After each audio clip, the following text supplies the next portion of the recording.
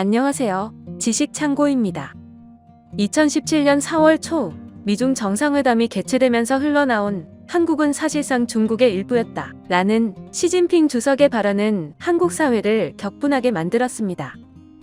비록 이 발언이 시진핑 주석 본인이 직접적으로 언급한 것이 아닌 트럼프 대통령이 그렇게 들었다고 전한 말이지만 일국을 대표하는 지도자의 발언이 가져올 한중 간의 파급력을 생각한다면 이를 단순히 일고의 가치가 없는 주장이라고 치부하기에는 그 사안이 너무 중대한 것입니다.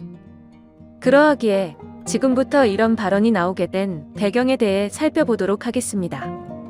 중국이 한반도를 중국의 일부라고 생각하는 역사적 배경에는 기자 동네설이 있습니다. 기자 동네설이란 중국의 상고시대의 음나라 사람 기자가 동으로 와서 백성을 교화하여 고조선의 지배자가 되었다는 설입니다. 기자라는 인물은 누구일까요? 기자에 관해서 공자가 편찬했다고 여겨지는 상서에 덕과 학문이 뛰어나고 어진 이로 기록되어 있을 뿐 그가 조선으로 갔다는 기록은 나와 있지 않습니다. 그러나 고조선을 멸망시킨 한무제 이후 복승이 상서에 주석과 복문을 추가하여 편찬한 상서대전에 처음으로 주나라 무왕이 기자를 풀어주었으나 기자가 조선으로 갔으며 이를 듣고 그를 조선에 봉하였다는 말이 나옵니다.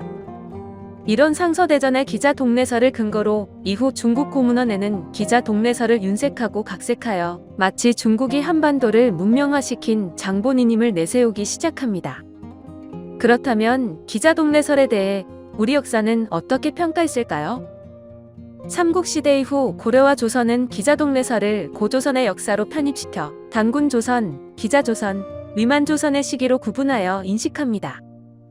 이 당시 불교를 배척하고 공자의 유교를 적극적으로 받아들이는 시기였기에 유교경전에 기록된 현인 기자가 조선으로 넘어와 문명을 교화했다는 기자 동네설은 위정자들에게는 유교를 퍼뜨리기에 좋은 구실이 될 수도 있었을 겁니다. 결국 유교 숭상과 중국에 대한 사대주의는 기자 동네설을 기정사실로 받아들여 우리의 역사로 편입시키기에 이릅니다. 이러한 기자 동네설은 고고학이 발달한 현대에 이르러 더 이상 받아들여지지 않습니다. 그 이유는 다음과 같습니다.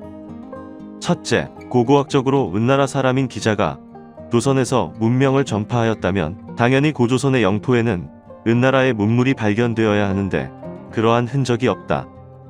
둘째, 기자가 조선에 온 시기인 기원전 12세기 혹은 11세기는 고조선이 강대한 시기인데 고조선보다 영토가 작은 주나라가 고조선의 왕을 봉한다는 것은 불가능하다. 셋째, 당시 퍼져있던 중화사상을 바탕으로 중국의 변방 국가인 흉노, 서융, 선비, 서강 외의 시조를 중국인의 후손으로 왜곡시켜 역사서에 기록해 놓은 것을 보아 역사적 왜곡이 심했음을 반증하며 기자 또한 그러한 맥락에서 나온 것일 뿐이다.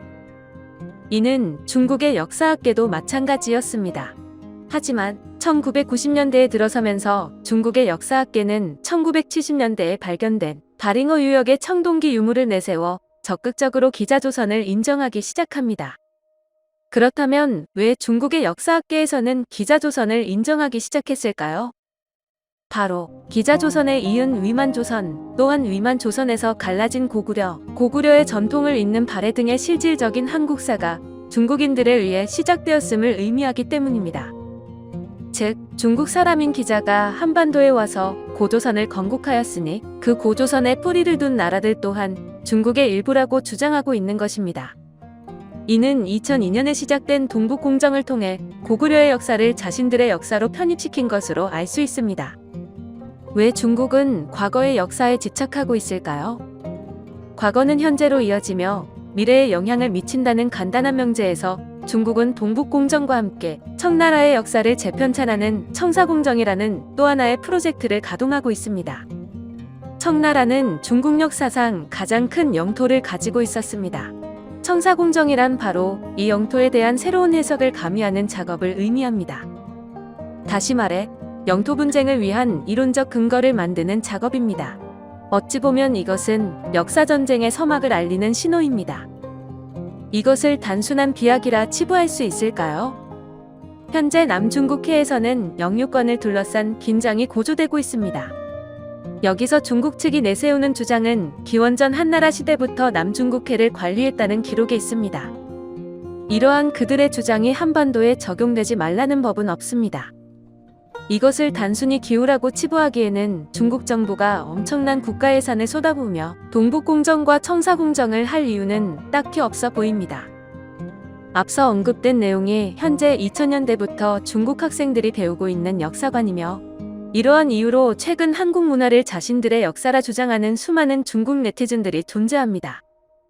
우리는 그동안 잘못된 역사 교육으로 인하여 일본이 한국을 근대화시켰다는 일고의 가치도 없는 주장을 하는 일본의 젊은 세대들을 보아왔습니다.